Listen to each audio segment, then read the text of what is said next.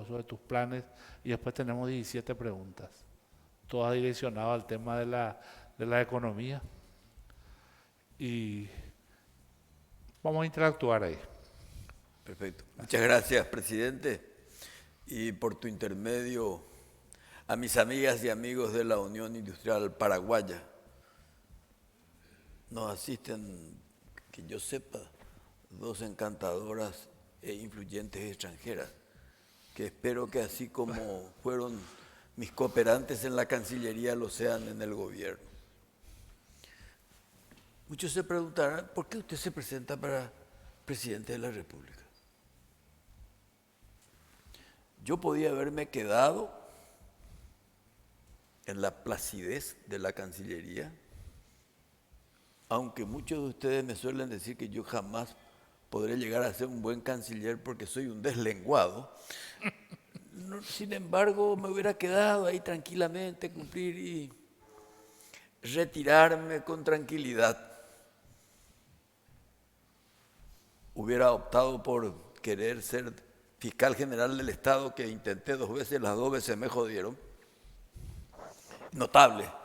Ahora que me presenté desde el 1 de enero del 2022, todo el mundo me ofreció la Fiscalía General del Estado. Horacio Cartes, Mario Audo Benítez, Efraín Alegre, todos.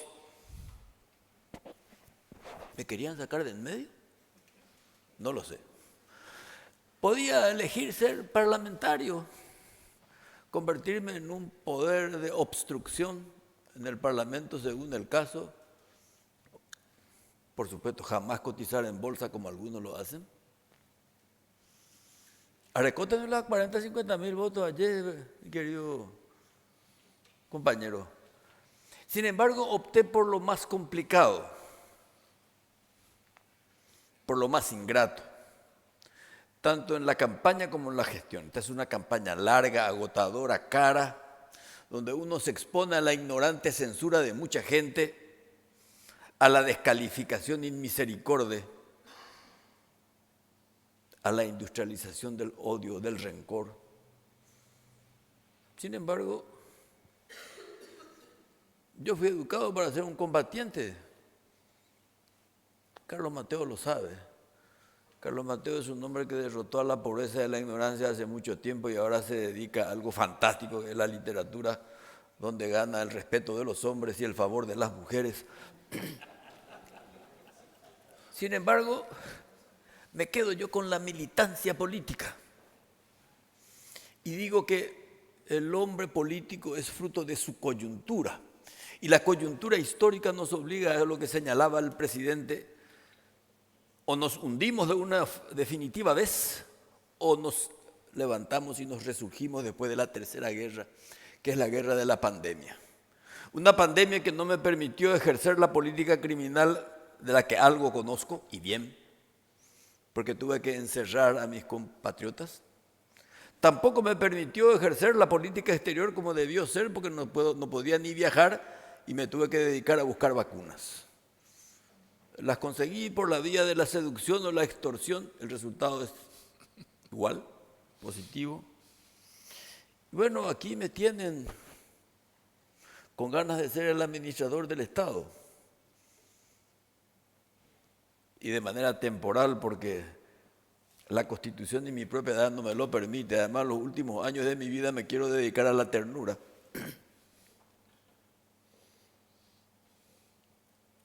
Y acepto, no sé si con euforia, pero con una suerte de alivio, esta conversación con la Unión Industrial Paraguaya, que es un poder fáctico legal y legal.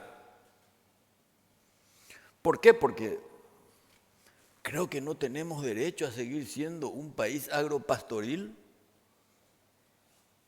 ni industrializar, amigo. Si no, no vamos a progresar nunca.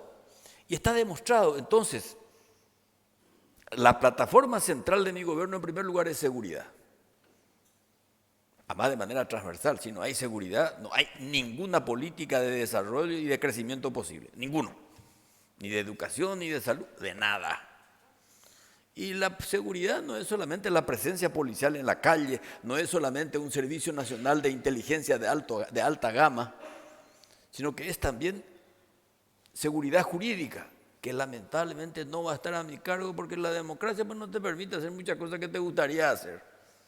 Voy a tener que negociar con el Poder Judicial su purificación para poder otorgar seguridad jurídica, además la del orden público, al inversor nacional o extranjero. Ustedes saben mejor que yo y no voy a perder mi tiempo. Sin inversión no hay desarrollo. Y por supuesto con el Ministerio Público, que espero que afortunadamente ahora con el nuevo fiscal general del Estado pueda convenir y combinar una política criminal que nos permita liberarnos de la penetración infecciosa del crimen organizado, que tiene muchos andariveles. Conozco perfectamente su manera de actuar y yo digo que al crimen organizado no solo hay que denunciarlo, hay que conocerlo, hay que dominarlo y hay que exterminarlo. No hay negociación posible con ellos.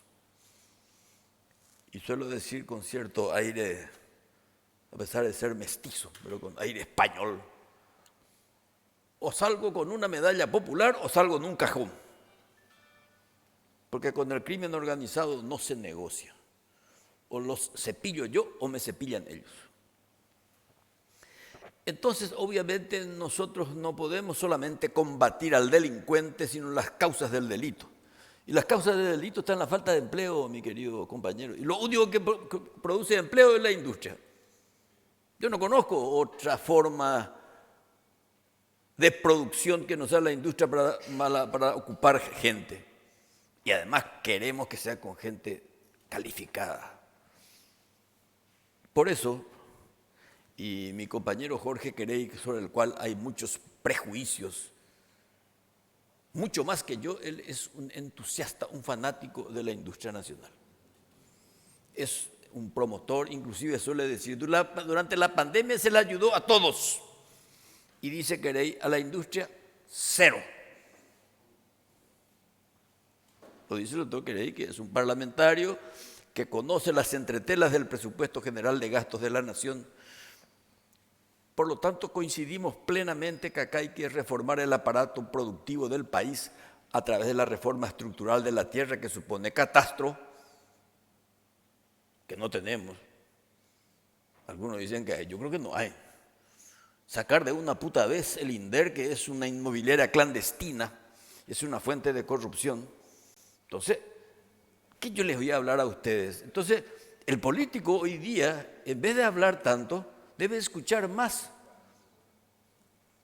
Le preguntaron una vez a Ricardo Lagos, ¿cómo usted es ministro de Obras Públicas si usted no tiene ni idea cómo se hace una ruta? Y dice Ricardo Lagos, sí, yo no sé cómo se hace una ruta, pero sé por dónde pasa o por dónde debe pasar. Vos sos testigo que cuando a mí me nombraron ministro de Industria y Comercio, yo fui destinatario de la mofa de mucha gente. Y decían, ¿qué va a hacer este al frente del ministerio si nunca vendió un helado? Porque fui entrenado siempre en materia de defensa, en materia de seguridad, pero nunca como industria y comercio. Pero, dije yo, es cierto, yo hay muchas cosas que no sé, pero sé quiénes saben. Y los que convoqué a los que más sabían, y por lo menos pasé con más gloria que pena por el Ministerio de Industria y Comercio. Y creo que lo que no pude hacer del todo allí, lo que no pude hacer del todo como ministro del Interior, lo que no pude hacer del todo como canciller, lo que no pude hacer del todo como senador y diputado, y lo poco que hice como embajador, quiero hacerlo como prestador y servidor público desde la Presidencia de la República. Perdón por la inmodestia, pero estoy seguro que voy a hacerlo. Tengo la absoluta convicción. No me pregunten mucho por qué. Pero como te dije a vos, mi querido compañero, como decía Teruco, así me decía el amigo Teruco. Que Dios lo tenga en su santa olla. Pero bueno, Mi querido presidente, yo espero que la Unión Industrial me convoque, no con la misma frecuencia con que lo hacen, pero sí pediría con la mayor regularidad posible, porque una de las condiciones para un buen gobierno es al comenzar un nuevo pacto social y económico con las fuerzas productivas del país. Y eso lo pienso hacer con ustedes. Ustedes me van a tener que decir lo que yo tengo que hacer. Ustedes ya saben todo. Y yo necesito de ese pacto. Porque este convenio público-privado hoy día es una potecba. Hoy día eso ya no se discute. Sin eso no hay progreso.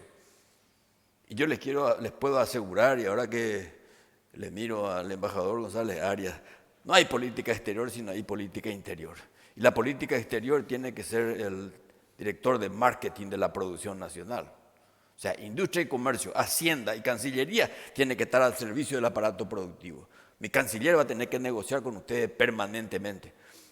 De las muchas cosas que me cuestionan, que son ciertas, hay una que nadie me puede cuestionar. El haber abierto la embajada paraguaya en Suiza ante la Organización Mundial del Comercio. ¿Para qué? Para que nosotros podamos curiosear con cierto talento las nuevas reglas del comercio internacional.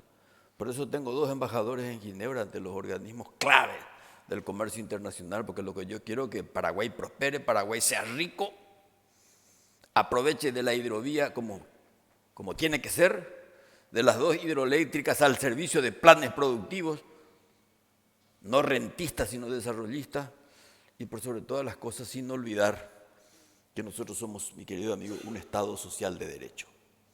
Hay algunas cosas que reformar de la Constitución, sin ninguna duda, y no pasa por la reelección, no el balotaje solamente, sino que otros segmentos que los hombres que tienen la cabeza jurídicamente organizada lo podrán hacer.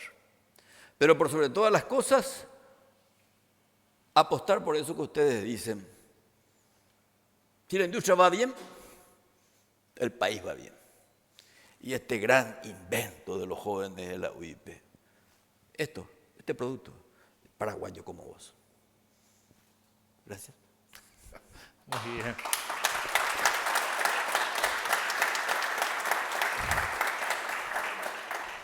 Muchas gracias.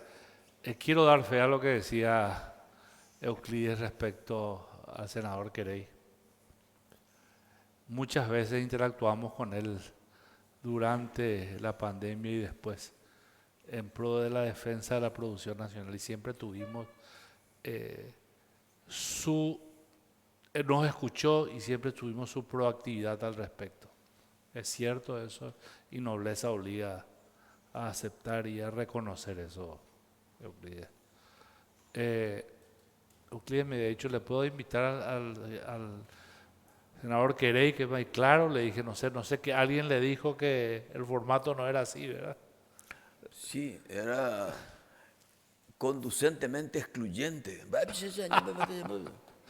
Por eso le llamé ayer de tarde. Bueno,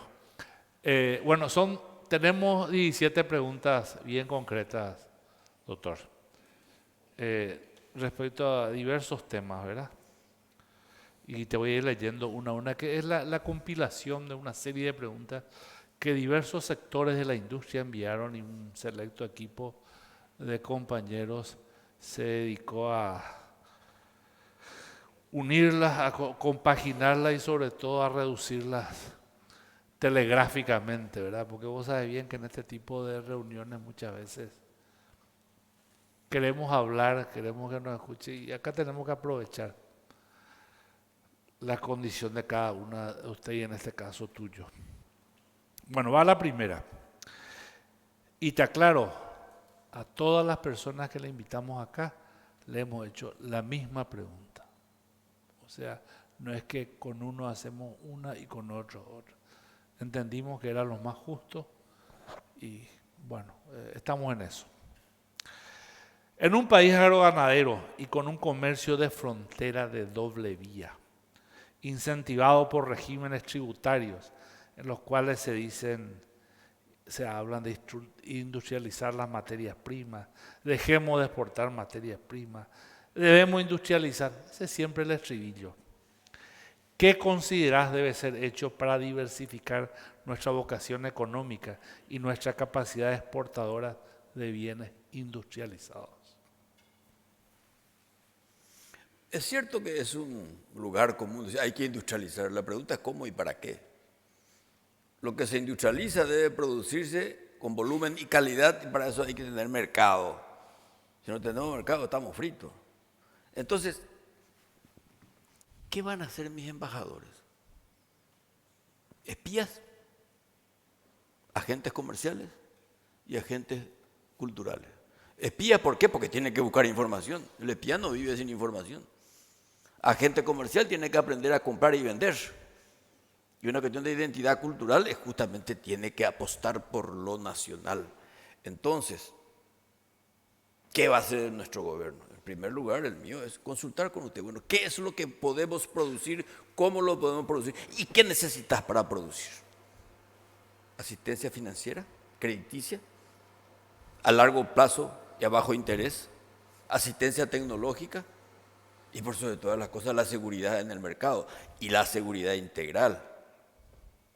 La seguridad, si no hay seguridad, la tranquilidad de la industria no va a funcionar. Es decir, inversión, seguridad, anticontrabando y mercado. Eso tenemos que hacerlo. Y vamos a hacerlo con ustedes. Yo no les voy a decir a ustedes lo que ustedes tienen que hacer. Ustedes me van a decir lo que quieren hacer, vamos a discutir con mi equipo económico, vamos a pactar y lo pactado se cumple. A rajatabla, ¿no? Eso es que según me convenga o cambia el presidente de la UIP y viene un contrario. Entonces, no. Lo que se pacta se cumple. Gracias.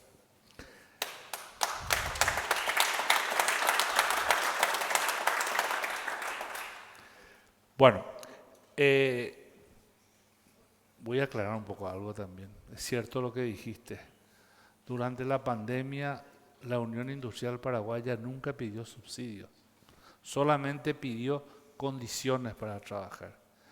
Y me acuerdo bien, el día 16 de marzo del 2020, presentamos una serie de medidas que nosotros consideramos eran las necesarias para enfrentar algo que era desconocido. Y en ninguna de esas medidas que se solicitaban se hablaba de subsidio ni de reducción tributaria. Solamente para aseverar, es cierto, la industria nunca estuvo favorecida. Extraño. Conociendo nuestra matriz económica y la falta de políticas financieras orientadas al desarrollo industrial y especialmente al desarrollo industrial de las MIPYMES, desde el punto de vista financiero, ¿cuál sería tu propuesta para la generación de empleo mediante el desarrollo y fortalecimiento de la industria? Acabamos de decir que si no hay financiación, no hay ninguna posibilidad de implementación de exitosos proyectos. Les aclaro entre paréntesis, yo soy enemigo mortal del subsidio. El subsidio es una medida excepcional y por ser excepcional es temporal.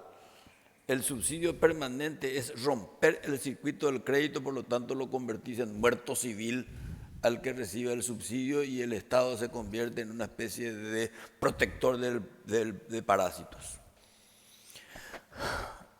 Por eso te decía yo que en primer lugar nosotros tenemos que, y he tenido hace poco una reunión con las pequeñas y medianas empresas. ¿Quién es su principal enemigo? El Banco de Fomento.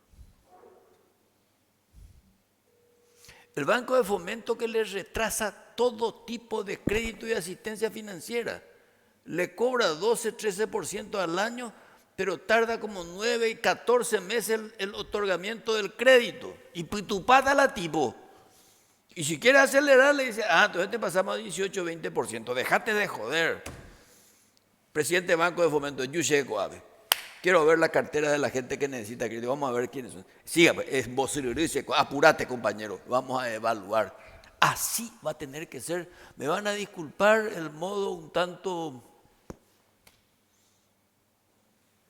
poco fino de tratar a mis compañeros de trabajo, pero no hay otra forma. Sobre todo nosotros no podemos industrializar el cohecho, la coima para acelerar esa costumbre diabólica de que para que se acelere, para que el proveedor del Estado pueda cobrar, hay que aceitarle al contador, al de la UOC. No, terminó eso. Entonces el Banco de Fomento tiene que convertirse como es en un elemento de potenciación de crédito y la AFD de la misma forma. Entonces tenemos que buscar ese. Y si no es nacional, pues encontremos a nivel internacional. Si yo quiero fomentar la industria en determinado segmento y no tengo la plata nacional, le voy a decir a la CAF, a Fonplata o al BID, que son todos bancos guau, que son amigos, che, muñeco, ayúdame. Este es el proyecto. Acá están los representantes de la industria. Ellos te van a explicar y ellos son responsables y yo garantizo que se va a hacer. Así vamos a hacer, mi querido amigo. De una manera pragmática, no de una manera teórica, exponencial. No, voy a discutir con ustedes mismos cómo hacemos eso. Pero el Banco de Fomento al servicio de la industria nacional. El resto es cuento.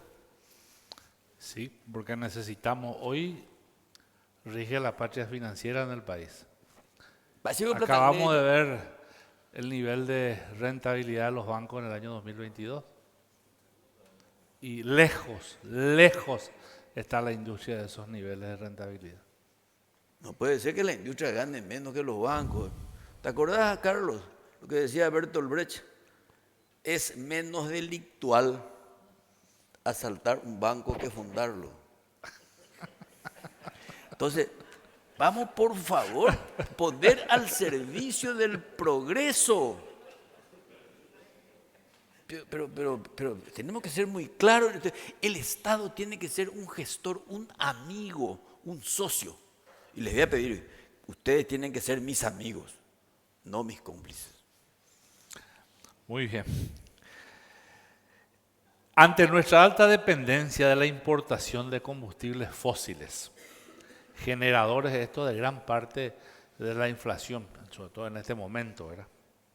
¿Cuál es tu visión respecto a los biocombustibles y al rol que debería ser ejercido por Petropar?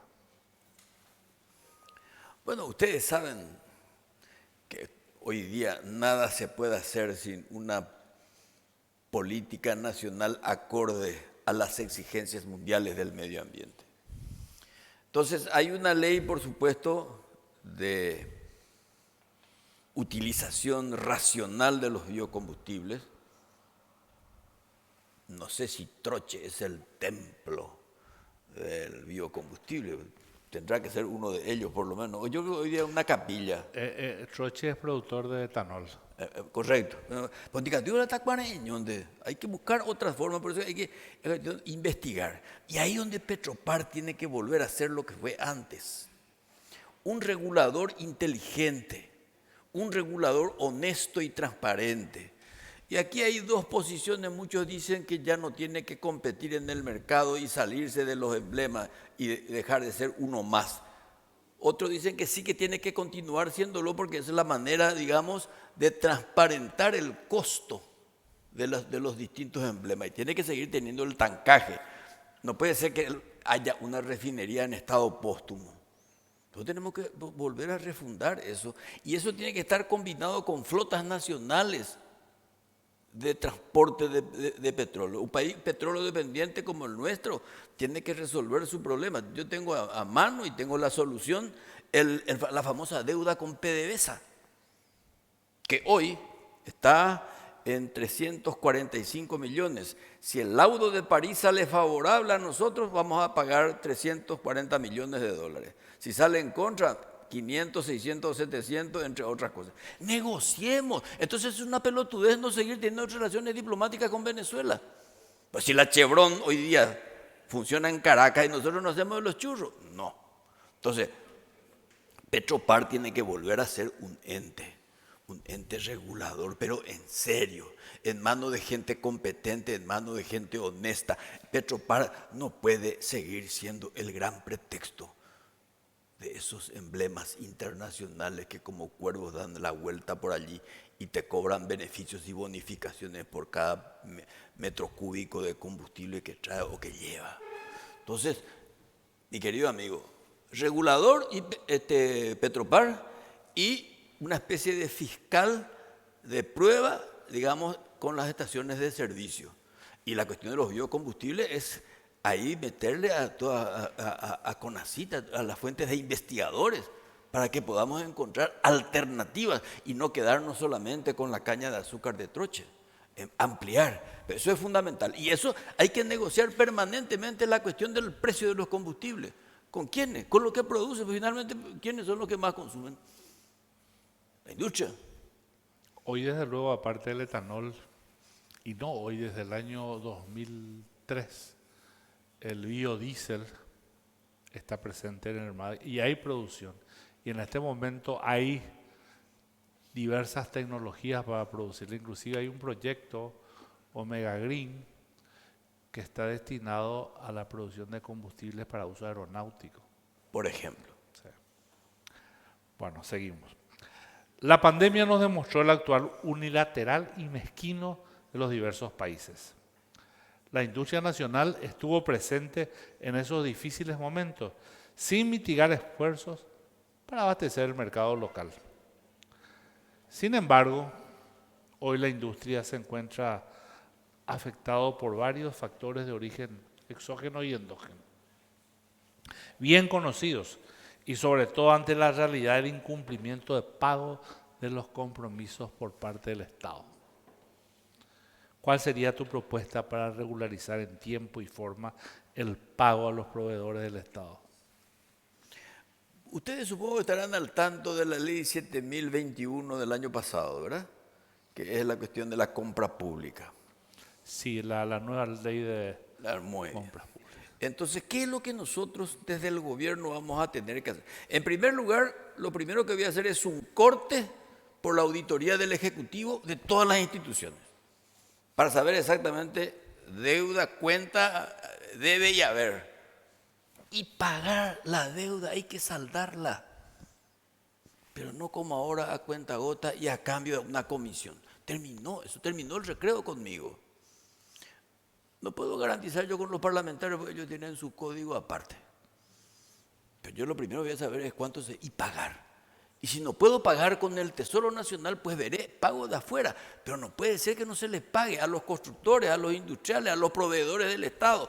Y además hay un círculo vicioso muy jodido. Eso de que se hace una licitación. Bueno, vos para poder cumplir con las exigencias de tu licitación, te endeudaste, compraste maquinaria, compraste esto, compraste otro, y yo no te pago, te bicicleteo, y vos tenés que seguir pagando. Terminás aumentando tu costo para poder equilibrar, para poder calzar tu cuenta. Y de paso me corrompes.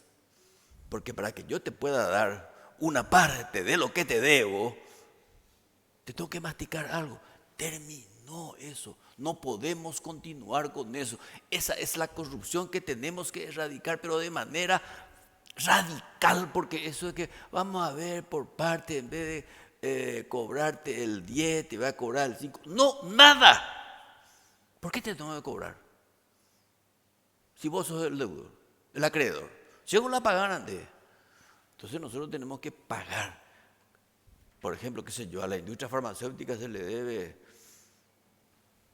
600 millones. A los constructores 350 o 450, que ya estará por los 500.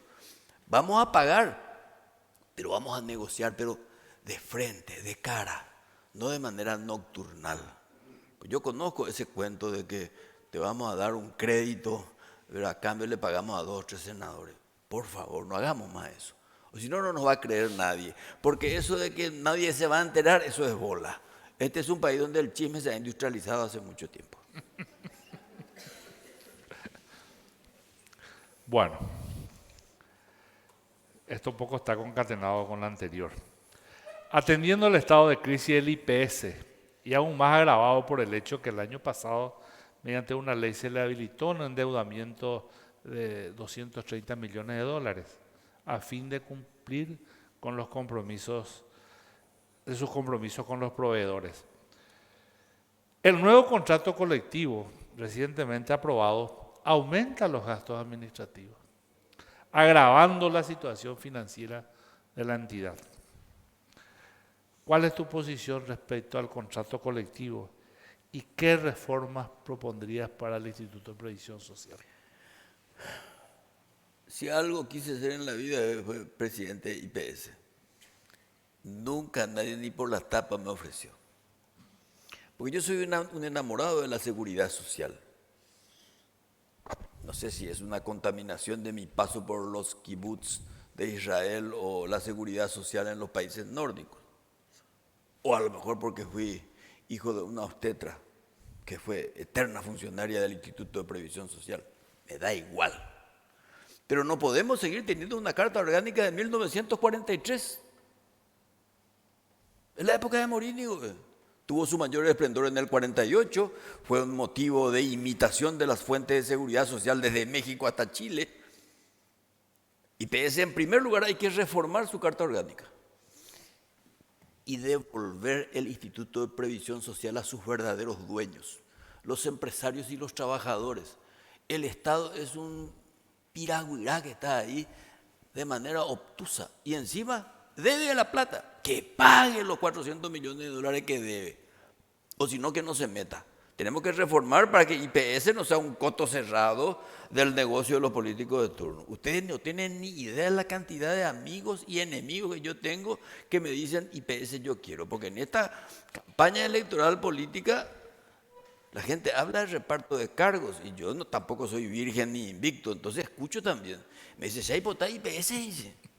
Maravilla y votar la IPS, Pepe, voy a ir a Bueno, entonces reformar, devolver, reducir la morosidad laboral y patronal. No, casi el 90% hay de morosidad patronal y 60 o 70% de morosidad laboral. 2.000 millones de dólares tienen los bancos IPS. Solucionando el problema de la morosidad te vas a 5.000 millones. Y por favor, reformemos para que sus bienes inmobiliarios puedan ser negociados y para poder financiar proyectos industriales. Ustedes saben muy bien que por mi doctrina yo soy amigo o favorable a los sindicatos. Pero yo me niego rotundamente al sindicato extorsivo, cómplice con la patronal para joder a la institución. Ustedes saben cuántos sindicatos hay en IPS. Uno es más jodido que otro. Le importa 4 carajos el código laboral y las reivindicaciones del trabajador. Este contrato colectivo de trabajo es un atentado a la institución. Los derechos que se defiendan sin problema, que se incluyan en el contrato colectivo. Privilegio, ninguno. Y lo que son anticonstitucionales, chao, esto tiene que ser revisado de plano, mi querido amigo. Este contrato colectivo no se compadece de la realidad actual en la que nos encontramos. Nosotros estamos en plena crisis. Jorge Queré y yo estamos en condiciones de resolverlo. 26 sindicatos tienen IPS. Imagínate, va a decir por embajada puta pella. El sindicato de camilleros, el sindicato de carameleros, el sindicato de farmacéuticos, el sindicato de operadores, de anestesistas, de limpia. Che. Y hay cada ganso ahí en el consejo. Ya yo cuapaño. Muy bien. La caja fiscal arrojó un saldo negativo en el año 2022 de 126 millones de dólares, que sumado a los últimos 9 años llega a una cifra de 780 millones de dólares. Aproximadamente, claro. Y las proyecciones para el 2029 estiman un déficit de alrededor de los 829 millones de dólares. Ante este hecho, ¿cómo pensás que podría subsanar el déficit de la caja fiscal?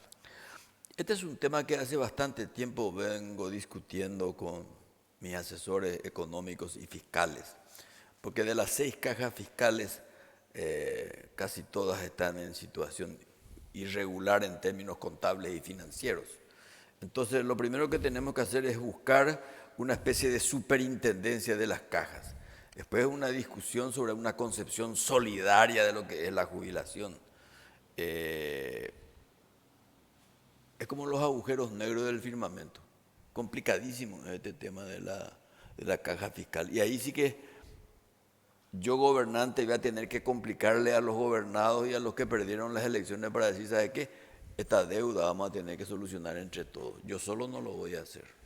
1.000 millones de dólares tengo que conseguir de cualquier lado debajo de las piedras para poder equilibrar. Y después prepararme para que el proceso jubilatorio sea una cuestión solidaria y no una cuestión de negocio de quienes se hacen cargo temporalmente de las cajas de jubilaciones.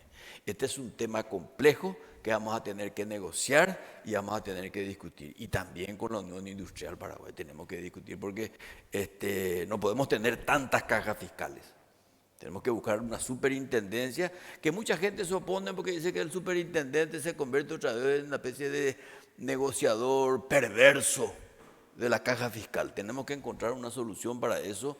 Yo no te la puedo dar de manera farmacéutica hoy porque voy a ser un irresponsable. Tengo que tener mayor insumo, mayor documento porque es una especie de secreto jesuítico. Hoy día lo de la caja fiscal. Yo voy a exigir, solicitar inmediata y una auditoría todo, pero así, transparente, los mejores auditores, los más severos, porque si no, este problema de la caja fiscal es un problema tan serio como los 16.000 millones de dólares que tenemos que resolver de deuda que tenemos. ¿Quién va a resolver eso? Averígüelo, Vargas. Pero tenemos que hacerlo entre todos. También ustedes me van a ayudar en eso. No es que arreglate vos, compañero. No, no es así. Nos compete a todos. Y la única manera de solucionar la deuda es produciendo más. No es achicándote el cinturón. Claro, tenemos que buscar solucionar el problema del gasto público. Tenemos que otorgarle austeridad. Y austeridad no es convertirnos todos en una especie de monjes trapenses ni administradores recoletos. No, no, no. Lo que simplemente es racionalidad en los gastos y por sobre todas las cosas una negociación permanente. Y esa negociación permanente tenemos que hacer en el campo de los impuestos también.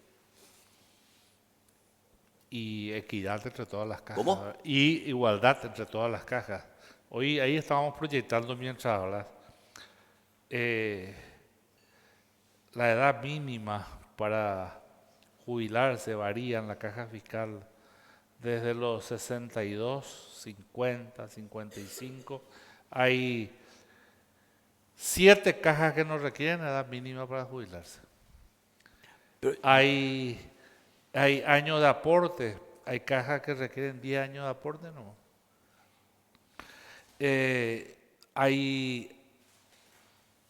Las tasas de sustitución son diferentes y las bases de cálculo, imagínate vos que hay sectores que requieren promedio de 2 años nomás. sí, pero te voy a decir O una sea, cosa. y hay casos, doctor, que como el caso del sector del magisterio, ¿verdad? En donde hay personas que se pueden jubilar a los 38 años de edad. Y ahí, los 40, 45. Y de provecho te ha llevado ya jubilar. Sin embargo, una maestra del sector privado requiere mínimamente 60 años de edad. Y hay que equilibrar. Esas son todo. las asimetrías que existen. No, esa asimetría tenemos que superar. Por caso contrario, vamos a tener un desequilibrio permanente de estado contable y de la cual el Estado no va a tener que tiene que hacerse responsable. No, eso tenemos que darle un corte. Y esto merece una de las asignaturas inmediatas que tiene que rendir el ministro de Hacienda y el secretario de Tributación. Muy bien. El Paraguay debe invertir en infraestructura para aumentar su competitividad.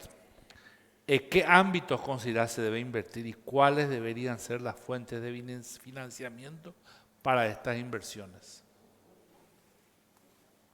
Ustedes saben mejor que nadie que el Ministerio de Obras Públicas tiene un presupuesto de 1.200 millones de dólares año para la cuestión de infraestructura de rutas, caminos, puentes, etcétera, etcétera. Nosotros tenemos un plan de vivienda de 30.000 viviendas por año que podemos reducir de los 1.200 a 900 millones y con 300 o 400 millones de dólares dedicar a la política de vivienda. ¿Por qué? Porque con la vivienda vos tenés ladrillo paraguayo, madera paraguaya, hierro paraguayo, techo paraguayo, plomero paraguayo, electricista paraguayo, jardinero paraguayo, y además eso tenés que hacer calles internas que tiene que hacerse empedrado o asfalto. Tenés siempre alrededor de una vivienda, una escuela, una comisaría, una iglesia. O sea, la cosa tiene que moverse. Entonces, y ahí es importante señalar, una de las propuestas que tenemos es tener el Ministerio de Infraestructura. ¿Qué quiere decir eso? Que el ministro de Educación ya no tiene que preocuparse de construir escuelas, porque ahí está el cohecho, ahí está el negocito, o el negociado, fantástico. Entonces el ministro de Educación tiene que dedicarse a la educación, no a la construcción de escuelas. Igual que el ministro de Salud no puede dedicarse a construir hospitales. Para eso tiene que estar el Ministerio de Infraestructura, que tiene que hacer las licitaciones correspondientes y tiene que tener acceso para todos. Nosotros no tenemos vergüenza de nada ni de nadie, tenemos las empresas nacionales más competentes en materia de construcción. Entonces, el Ministerio de Infraestructura tiene que estar al servicio del proyecto económico hacia la industrialización del país. Entonces, todo ese dinero tiene que dedicarse a eso. O sea, vamos a dejar de lado la especulación. Grandes obras públicas, pero también obras civiles, porque hay que capilarizar el dinero. Porque lo que la gente quiere es plata. No nos engañemos. Y yo cuando me reúna con ustedes, que lo quiero hacer regularmente, les voy a decir, bueno, ¿cómo vamos a ganar plata? Yo no, pero ¿cómo les puedo ayudar para que ustedes ganen plata? Lo único que les voy a pedir es que paguen sus impuestos y a los trabajadores que se cumplan con las exigencias laborales que nos dice el código. Pero ganemos dinero. Bueno,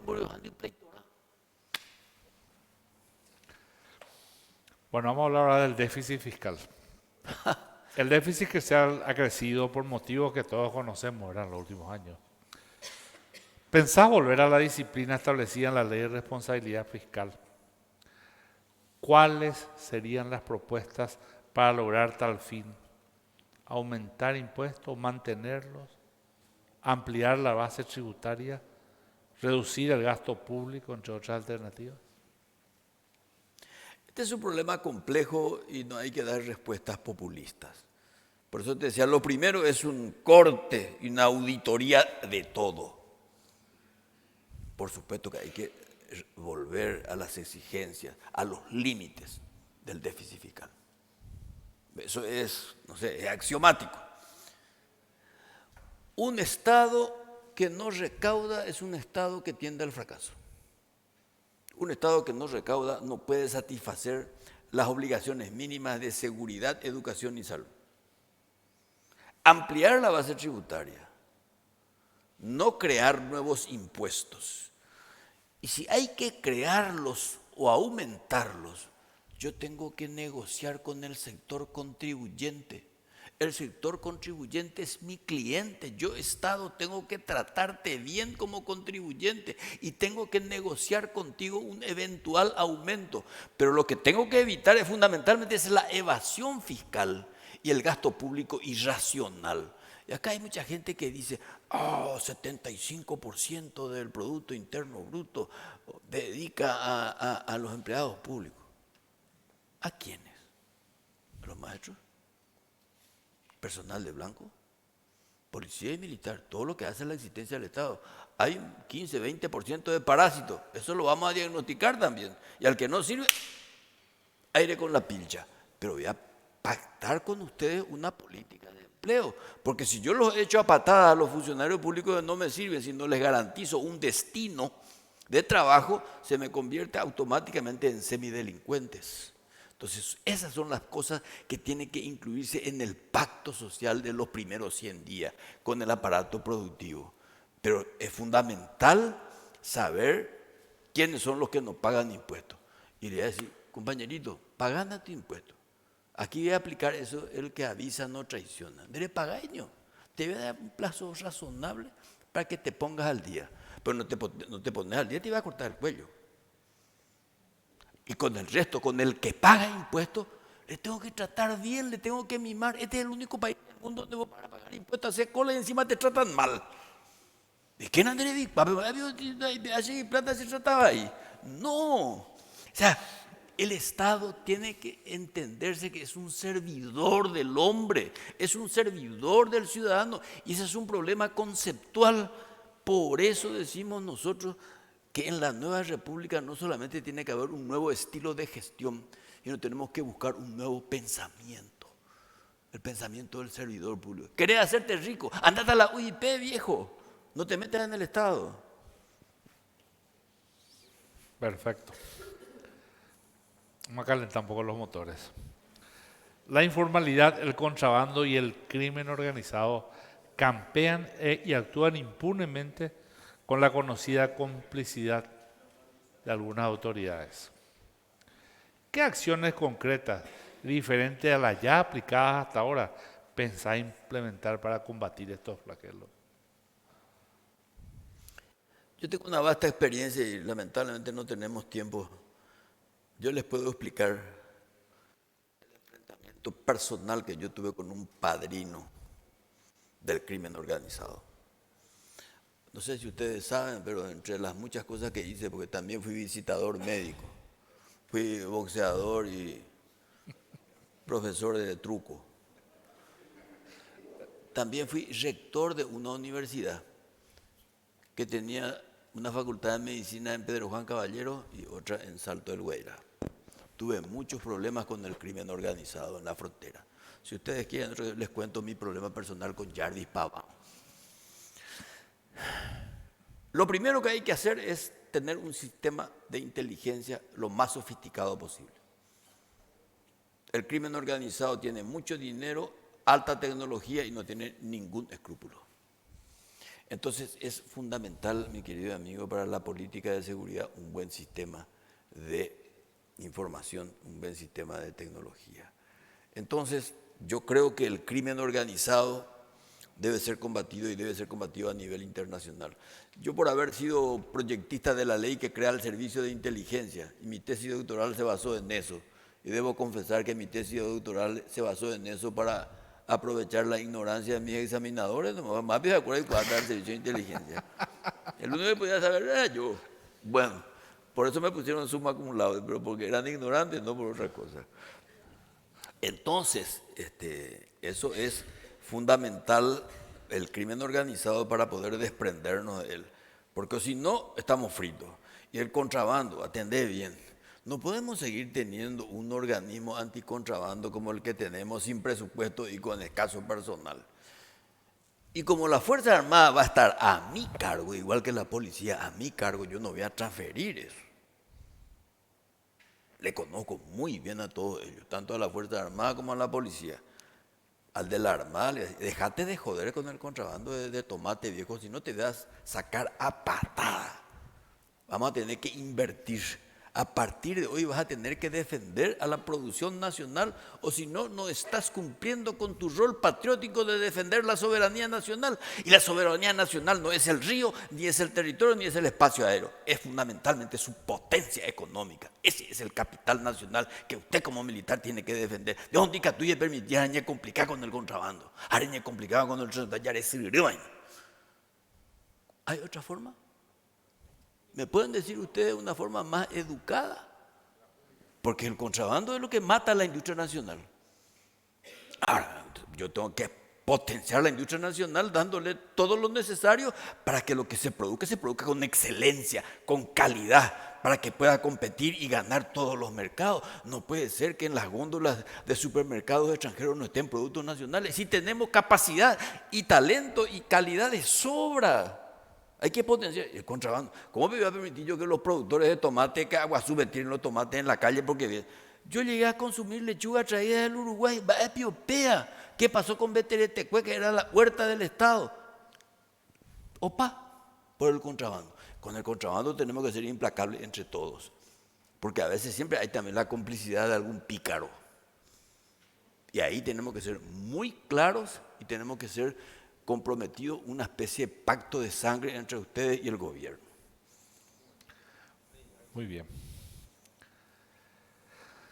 Existe una gran diferencia en la seguridad jurídica y en el funcionamiento, un gran déficit en la seguridad jurídica y en el funcionamiento de las instituciones. ¿Qué pensás hacer para que las instituciones encargadas sean más eficaces en el combate contra la impunidad? Todo el mundo dice corrupción cero. Nunca va a haber eso. Así, güey. ¿Eh? Difícil. La corrupción pues, es como la locura. No va a desaparecer nunca, pero se puede bajar a su mínima expresión. Te parece que para nosotros en salud pública la salud mental es muy importante. Entonces, nosotros creemos, mi querido amigo, que la impunidad es la enfermedad más jodida que tiene nuestro país. Y eso es tener que combatir contra jueces prevaricadores y jueces corruptos, fiscales prevaricadores y jueces corruptos. ¿Cuál es mi problema con la policía? Me dice, o cuando el poco tiempo que estuve en el Ministerio del Interior, ministro, yo no puedo hacer nada, yo le agarro al delincuente y viene un fiscal y lo suelta. Viene un juez y lo suelta. O viene el gobernador o un diputado y me ordena que lo suelte. O sea, si nosotros no ponemos orden en eso, si nosotros seguimos permitiendo la impunidad, no va a haber ninguna seguridad jurídica. Vaya güey, inversión Villaguarecota. No podemos nosotros decir que la delincuencia solamente está en Pedro Juan Caballero. Bola, eso es. El dormitorio de los sicarios está en el departamento central. Hace mucho tiempo que el crimen organizado se desplazó del norte al este y del este al sur. San Pedro del Paraná, ustedes se imaginan, San Pedro del Paraná hoy es una fuente de aterrizaje del narcotráfico. Los carteles del combustible y del contrabando están en Ñembucú. No hay baile sin permiso.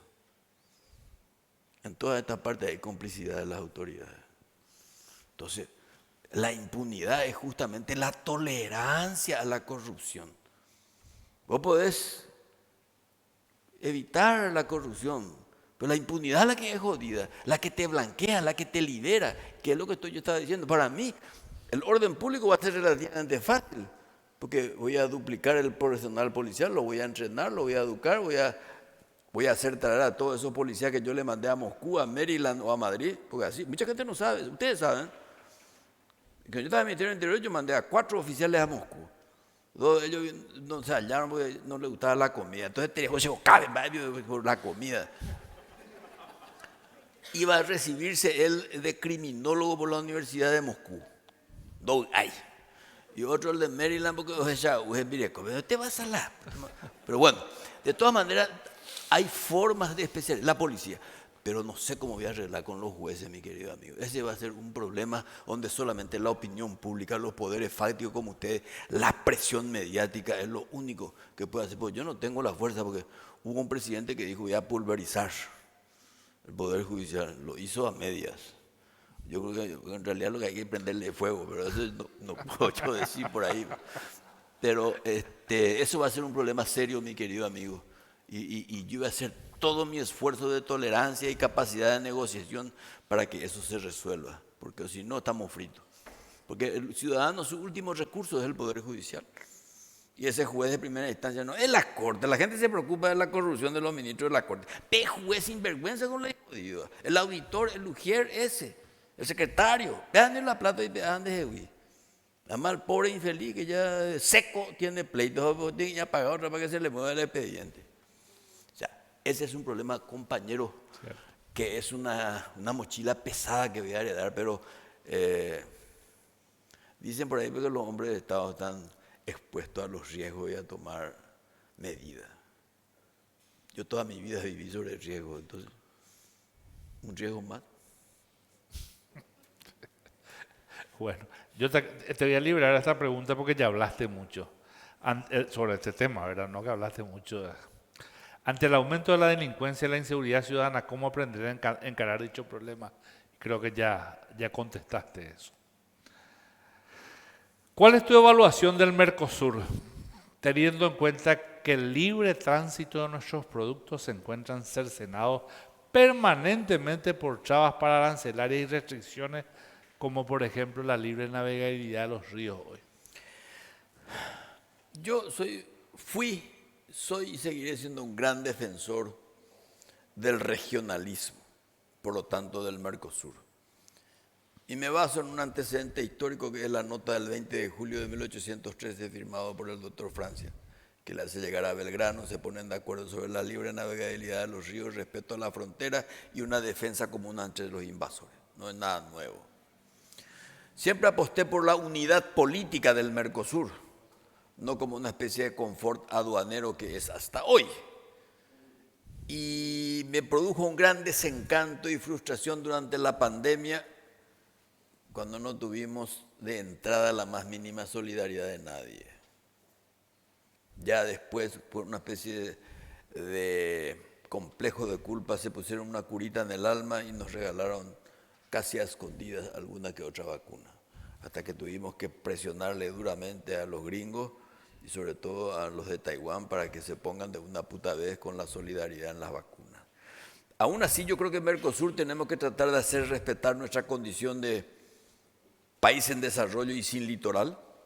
Tenemos que seguir defendiendo el régimen de materia prima y negociar personalmente. Yo personalmente voy a hablar con Lula, con el que sea presidente de la Argentina, sea Macri, sea Rodríguez Larreta, la Bullrich o quien sea, y con el que le suceda al amigo Lacalle Pou, y por supuesto con nuestros hermanos bolivianos y chilenos, personalmente, che, déjense de macana. Nosotros dijimos que somos iguales. Vamos a tolerar, sobre todo, digamos, el acceso a los mercados, porque en el mercado lo que ellos son celosos, son muy proteccionistas. Como decía Sergio Abreu, ustedes le conocen a nuestro amigo uruguayo, dice, es tan fuerte y tan fraterno el abrazo de nuestros amigos del Mercosur, que tan fuerte es el abrazo que nos lleva casi a un paro respiratorio. Entonces, tenemos que ser, en ese sentido, muy firmes y muy duros. Y allí, mi canciller, que se va a ser hombre o mujer, creo que va a ser mujer más que hombre, va a tener que trabajar directamente con ustedes.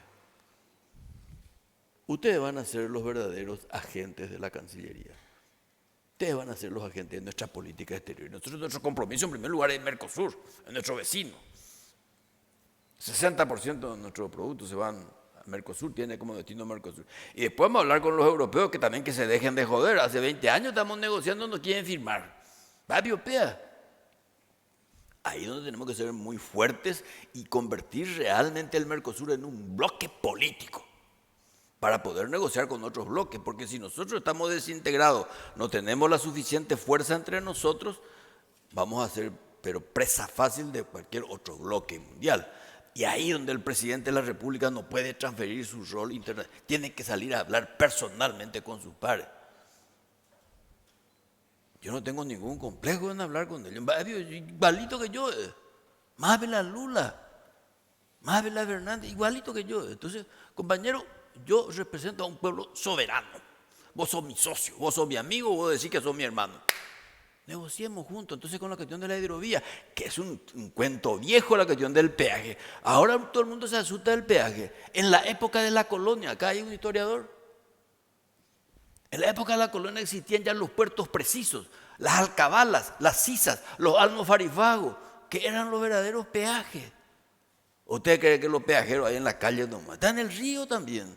Y peajeros de calidad en el sentido de forma, porque son tan sinvergüenza o más jodidos que el de la calle, porque te saca un riñón de la economía. Vos, Muñoz, sabés muy bien eso. Entonces, mi querido amigo, ayudemos a la Cancillería diciéndole, ¿sabes qué, Canciller? Vos tenés que estar al servicio de la producción. Tenés que defender los intereses. Y ahí en el Mercosur vamos a tener que entrar con paso de parada. Nada de complejo. Muy bien. ¿Cuál será el perfil de conformación de tu gabinete? Y acá dirigiendo un poco a la posición femenina, ¿qué porcentaje de mujeres pretendes tener en el gabinete? Porque si no me corren a mí si no hago esta pregunta. Aparte que aquí en UIP procesamos realmente la equidad de género. ¿Protestan o profesan? Profesamos. Sí, porque a veces también hay razones suficientes para protestar a la amorosa invasión de la mujer, pero bueno. No, en mi gabinete va a estar integrado en primer lugar por gente con un claro concepto nacionalista. Paraguayo. Con proyección continental. y con acceso a la ciencia universal. Ecuménico, nacional y ecuménico. 1. 2. Eficiente, técnico, al servicio público. Por supuesto que voy a tener ministros políticos, seguro. Si no, no voy a sobrevivir, me van a tumbar en el acto. Si yo político, no voy a tener a mi lado. Yo creo que el tecnócrata tiene que estar siempre al servicio de la política, no del político. Todos los viceministros tienen que ser de alta calidad. El que no tiene un posgrado en el extranjero, que ni sueñe ser viceministro. Ignorante, abstenerse. Capacidad en primer lugar. Segundo, lealtad. No al presidente de la República, lealtad al proyecto. Yo necesito gente honesta y gente idónea. ¿Para qué quiero un idóneo y corrupto? ¿O un honesto e ignorante? No, busco la combinación perfecta. La idoneidad con la decencia. Pero por sobre todas las cosas, de un alto rigor técnico y académico. La economía del conocimiento es lo único que nos va a salvar. ¿Por qué? Porque si tenemos otra vez los mismos paniaguados de siempre, ¿para qué yo quiero? Yo me quiero rodear de gente que sabe más que yo. Esa pelotudez que vos tenés que saber más que el otro es mentira, ese es un complejo de inseguridad. Yo soy tan seguro, me siento tan seguro, y un psicoanalista se muere de hambre conmigo porque no tiene nada que investigarme. Yo conozco quién es el que sabe más que yo. Alguien que sabe más que yo tiene que estar a mi lado. La única condición que sea honesto. Porque si no es honesto, entonces no es mi amigo. Porque si es mi amigo, va a tener que proteger mi prestigio moral. Y si no, es mi cómplice. Y yo no quiero cómplice, yo quiero amigo. Ese es el perfil. Y las mujeres, les aseguro que van a ocupar un sitio real. Pero no es un problema de campaña electoral numérica, 50%. Probablemente puede ser 60 también. No se asombren. Probablemente vamos a tener una ministra del Interior mujer. Canciller, seguro va a ser mujer. Ministra de Educación también. De Defensa, probablemente mujer también. Pero no por ser mujer, por capaz. Una cosa es el género, otra cosa es la idoneidad, pero no tiene género ni afiliación política. Entonces, yo tengo muchos nombres en la cabeza, pero para evitar envidias homicidas y resentimientos innecesarios no los voy a decir.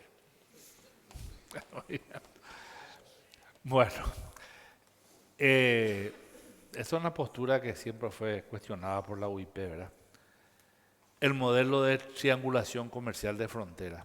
Y que acá consideramos que es un modelo que está perimido, por lo menos está perimiendo. ¿Qué pensás hacer para la reconversión económica de las zonas fronterizas? De eso se van a encargar ustedes. Ustedes me van a dar la terna para el ministro de Industria y Comercio. ¿En serio le estoy diciendo? Eso yo hablé con la Cámara de Comercio, inclusive del Este. Y le dije, vamos a discutir con la UIP y con los agentes realmente del comercio y la industria. ¿Quiénes van? Me traen una terna. Y esa terna va a tener traer instrucciones. No es que ustedes me van a traer el que es más mi amigo, el que es más churro. No. Gente que va a venir a defender los intereses de ustedes. Y eso va a quedar a cargo de ustedes. Porque son los propios beneficiarios o perjudicados los que tienen que fijar esa línea. ¿O quién no? No, ustedes me van a traer la terna para el ministro de Industria y Comercio. Anotá eso, Enrique. Bueno. Entendemos que recientemente, y sabemos, ¿no? Que entendemos, sabemos positivamente que se ha saldado la deuda de Itaipú, ¿verdad? Nos gustaría saber tu opinión sobre, ¿qué opinas sobre el anexo C? Del tratado en sí, si debe ser renegociado o no. Y del fortalecimiento del sistema eléctrico nacional tan necesario para brindar energía en condiciones de calidad, que es lo que requiere hoy la industria moderna. El anexo C, que no sé por qué secreta causa, se ha sacralizado y al mismo tiempo satanizado. El anexo C es una parte. Itaipú es todo, no es el anexo C. Al final de cuentas el anexo A tampoco se ha cumplido, el anexo B también está en deuda, en las esclusas de navegación está ahí pendiente y Bolsonaro decía, no hay la plata, bla, bla, bla. El anexo C, pues bueno, por eso pedimos nosotros ahora al presidente Lula no hacer nada. Ya hablo, no vaya a hacer nada, si dentro de poco me voy a hacer cargo del gobierno. Vaya a dejar una mochila ahí al pedo. Dejan acá mi cargo ya. Nosotros creemos que este es el momento oportuno de la renegociación integral del tratado. Después de 50 años todo se revisa. Hasta los matrimonios se revisan pasado cierto tiempo. Forzosa o amorosamente, pero todo se revisa. Nada es perpetuo, todo se cambia. Nadie se baña 2 veces en el mismo río. Entonces la renegociación integral del tratado y usar como plataforma de desarrollo y de gobierno y de prosperidad regional. Y ahora que se pagó la deuda, vamos a dedicarnos ahora a la negociación y al disfrute. Pero no fue así de royalty para el negocio clandestino de gobernadores e intendentes. No, vamos a dedicar al sector productivo y sobre todo al primer empleo de la juventud. Y eso lo voy a hacer personalmente con el señor Lula. Voy a hablar con él, me voy a ir acompañado de los que más saben y de los parlamentarios. Ustedes me dirán, ¿y por qué los parlamentarios? Y porque todo acuerdo que yo llegue con el presidente brasileño no me sirve para nada si no hay legitimación de los congresos. Entonces, para cerrar el círculo tienen que ya tratar ya con sus pares. Y por supuesto, mucha gente dice, no, la energía es nuestra, tenemos que usar todo nuestro. Pues si no tenés la infraestructura para poder utilizar, ¿para qué vas a convertir en arbolito de Navidad el Chaco? No, vamos a tratar de que la conectividad esté al servicio, o sea, las líneas de transmisión, al servicio de los proyectos industriales del país para poder utilizar. Y por supuesto, vamos a buscar la manera de reducir racionalmente el costo de la electricidad. Y la gente, todo el mundo piensa que solamente el pobre tiene que ser el beneficiario de la reducción de la tarifa. Y el industrial no tiene derecho a tener una tarifa preferencial según el caso también. Y sobre todo no descuidar la ANDE. Porque la ANDE, si está en quiebra, no va a poder darnos la electricidad de calidad. En estos días se murieron de calor el sábado, mucha parte del territorio nacional. Entonces, renegociación integral del tratado, una planificación para la utilización racional de lo que nos corresponde y sobre todo una gran cantidad de dinero a invertir en la investigación. A corto plazo no vamos a quedar nosotros sin electricidad. Tenemos que investigar nuevas formas de producción de electricidad, le hace la eólica, la solar y por qué no la atómica u otras hidroeléctricas, porque nos vamos a quedar sin electricidad a corto plazo. Pero fundamentalmente es renegociación integral del tratado, no eso por pedacito. Calafateo del tratado, no. Transformación integral, sí. En otra oportunidad vamos a hablar, nosotros acá sostenemos y podemos demostrar que la industria subvenciona el consumo domiciliario en el Paraguay. Perfecto. Es muy fácil simplemente por la curva de carga, ¿verdad? Así es. Por eso yo nunca, en la Cancillería he aprendido cosas. En primer lugar, me tengo que contener más en mi lenguaje. Y 2, nunca escuché tantos opinólogos en materia de ITEPU. Y los que más saben no podían explicar. Los que sabían más o menos explicaban mal. Y los que no sabían luego no explicaban. Entonces llegaba un momento de decir, aquí nadie sabe nada. Además toditos se creían infalibles. No conozco un toro tipo que diga, me puedo equivocar. No, dice, esto es así y el resto son todos traidores a la patria. Ya poina. Bueno, va la última.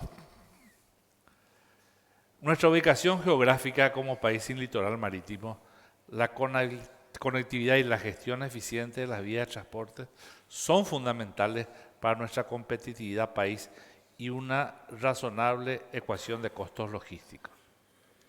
¿Cuál es tu visión y propuesta para la gestión doméstica e internacional de la logística del Paraguay? En primer lugar, vamos a comenzar por lo peor. Tenemos que dejar de ser el corredor logístico del crimen organizado. Número 1. Segundo, nosotros nuestra condición de mediterraneidad nos tiene que obligar a hacer un hub aeronáutico. No podemos nosotros tener un aeropuerto como el que tenemos. Nosotros tenemos que tener un nuevo aeropuerto. Después de estar aquí en Benjamín Aceval, que con el puente podemos estar a 17 minutos del centro de Asunción. sea, nosotros tenemos que tener una conectividad, tenemos que tener la cuestión del río, no quedarnos con el prestigio casi morboso de la tercera flota. Vamos a tratar de que eso se convierta realmente en un agente de circulación y de cambio.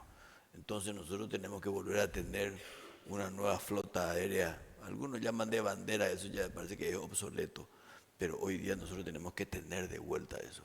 Y si nosotros estamos aislados, estamos fritos, a mí me produce una envidia y un resentido. Yo cualquier cosa quiero ser menos resentido, pero me vuelvo un resentido cuando en el aeropuerto de Madrid vengo y desciende un avión que dice BOA, Boliviana de Aviación. Ese me da ya a ver como esto bolita tiene y nosotros no. No puede ser. Habiendo tenido lo que tuvimos, ¿verdad, mi querido embajador González Arias? Entonces vamos a recuperar finalmente, volver a nuestro pasado histórico. Es también una forma de construir el futuro, sobre todo volviendo a lo que ha sido próspero, a lo que ha sido nacional, comunitario. Y creo que en ese aspecto la conectividad es fundamental, mi querido amigo. Y el río tiene que trabajar los 365 días del año. Este es el único país del mundo donde el río a las 5 de la tarde, no hay balizaje, no hay dragado, tenemos que tener dragado de balizaje, pégate con la hidrovía, después el resto de negociación. Y empezar a trabajar efectivamente con las empresas nacionales. Yo no soy un xenófobo, pero por sobre todas las cosas yo soy paraguayo. Por eso me gusta decir paraguayo como la puta, me identifico con ese producto, me encanta. Una de las pocas cosas que hago a sola es irme al supermercado. Como vivo solo, entonces tengo que ir a hacer la compra. Por ahora. Por ahora. Bueno, querido doctor Euclides Acevedo, primero queremos agradecer la amabilidad de honrarnos, de habernos honrado con tu presencia, de poder haber explicado cuál es tu visión. Pero antes queremos entregarte un trabajo que se llama Mapeo y Sistematización de los Procesos de Comercio Exterior en el Paraguay. Este es un trabajo que fue realizado con un financiamiento del Departamento de Agricultura de los Estados Unidos y abarca lo que es el comercio fluvial, terrestre y aéreo.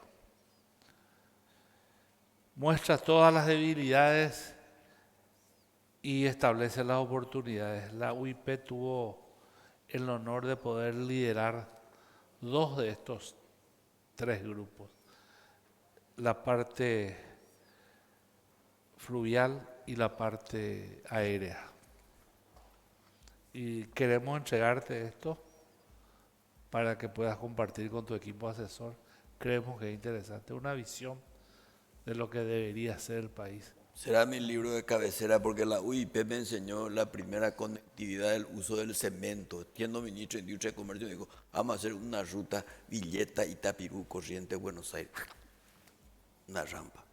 ¿Qué se puede hacer? Sí. ¿Por qué no? Tenemos capacidad, tenemos 400 años de reserva en materia de cemento, tenemos la tecnología, tenemos los ingenieros altamente competentes y vamos a tener de vuelta una aviación que nos conecte con el mundo y un río que además de ser inspiradora de poesía y cosas, sea inspiradora de prosperidad y mucho dinero.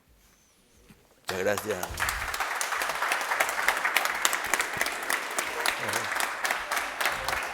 Me encanta. Muy bien. Gracias, presidente. Gracias a vos. Gracias por la tolerancia. Muchas gracias. Gracias.